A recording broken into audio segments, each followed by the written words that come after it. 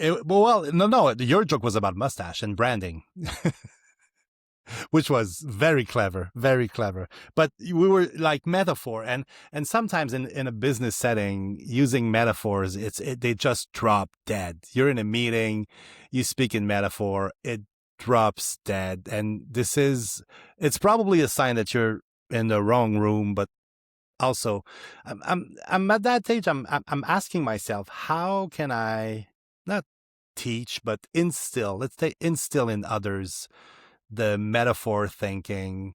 And there's a great book by Temple Grandin. She's an autistic woman. I think the book is called Visual Thinking. And she discovered very late in her life, like I did, that she was thinking in images, not in words. Mm-hmm. And for a wordsmith like I am, it seems counterintuitive, but I see pictures. So I'm a great storyteller probably because I see the story develop inside my mind. But most people think in language, not in image. And when you use a metaphor, you're actually painting a picture with your words. I guess. Yeah. I mean, what a strange paradigm it must have been for you to be reading that book and have that parallel reality, right? She sees with Yes. the same level of clarity, except with a different modality. And learning at the same time that, not everybody thinks that way. I thought every humans thought that way, that we saw pictures. I think everybody to a certain extent does. It just depends on Yeah, your MO. What is your MO? Yeah. And yeah. Well, I think I think if we can just link things together, I think it's just easier for people to understand, right? I've never said my job is to communicate things. I've always figured my job is to help ideas get across or ideas be understood. So, and so when you're saying metaphors, I mean, everybody does a metaphor. It's just that, again, marketers, we kind of ruin everything, and including bankers. And so now everybody who's in the, selling IPOs and selling tech stocks, what do? Is they always use the metaphor. Oh, it's the iPad of water bottles.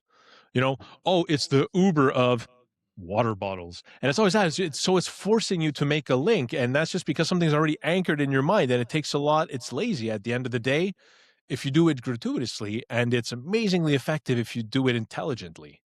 Right. So, but it's like, so it's the Uber of this. Yeah. Why are people saying that? Oh, well, why is everybody saying AI in their financial calls these days? Because they feel like they have to. But I mean, the people get the real metaphor. The people get it really, who get that, not a metaphor, but a connection.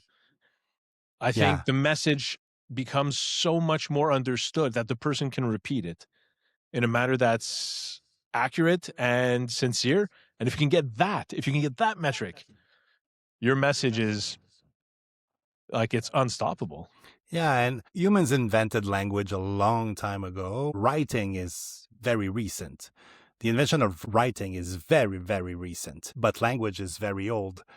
And even before language, if we look at other apes, other primates, they have some form of language. It's not articulated language, but they have some forms of language. So I think language is an old pattern in our brains. But the written word is very different. There's still like a third of humanity who still can't read or write. I think that number is going to go up. I don't think people are going to be reading and writing more now that you can just talk to a computer and exactly or a device and hopefully.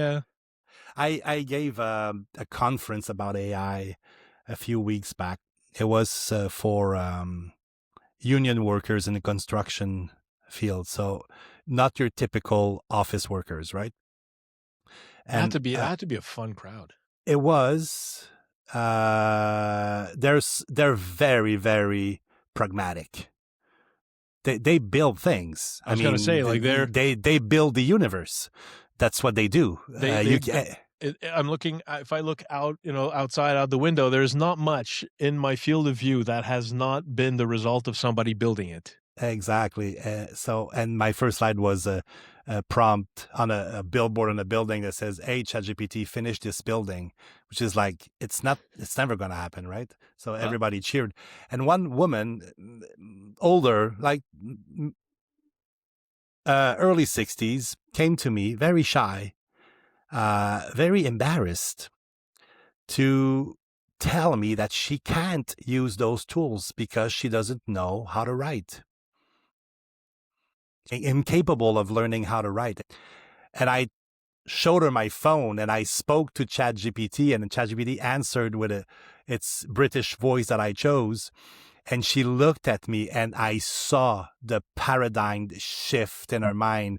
And in the afternoon, she looked for me in the crowd and found me and was so proud to show me that she started speaking with ChatGPT. That, I think, Nice. changed a lot of things for her.